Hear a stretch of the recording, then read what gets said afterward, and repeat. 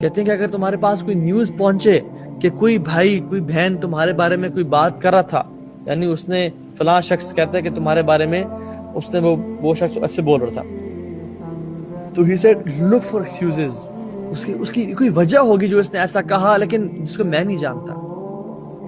شاید اس کا برا دن، شاید اس کو فائنینشیل لاس ہوا ہو، شاید کوئی ایسا ہو ویسا ہو، شاید کوئی وجہ ہو، شاید اس کا یہ مطلب نہ ہو جس طرح سے مجھے اس شخص نے آ کے بتایا ہے، شاید وہ یہ کہنا نہ چاہ رہا ہو، شاید اس نے مذاق میں کچھ ایسے کہا ہو.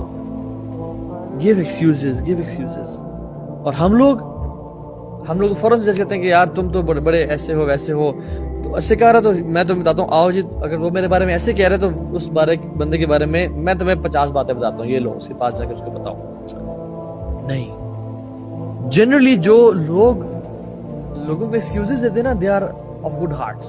لیکن جو لوگوں کو ایکسکیوزز نہیں دیتے نا، اور آپ کو آ کے کہہ رہے ہیں کہ فلاں شخص نے مجھے یہ کیا، مجھے وہ کہا، مجھے یہ کیا وہ کیا، فلاں نے یہ کیا، فلاں ایسے فلاں ویسا ہے، جان لیں کہ وہ آپ کی ایبسنس میں بھی آپ کے بارے میں بھی ایسا کہتا ہوگا کہ اس نے مجھے ویسا کیا، اس نے مجھے ویسا کیا.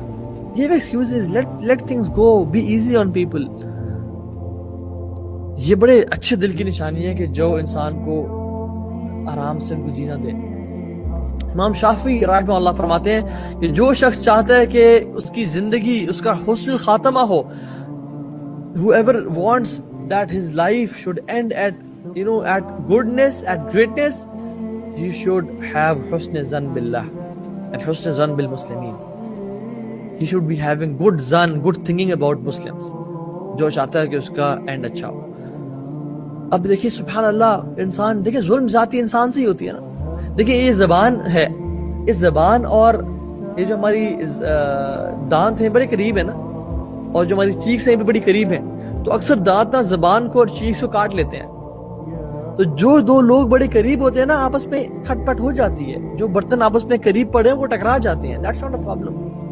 The thing is، مسلمان کا جو ایک دین ہمیں سکھاتا ہے کہ معاف کرنا، لوگوں کو forgive کرنا، اور being easy on people، کہ یار شاید اس نے لائٹر نوٹ پہ کیا دیا ہوگا،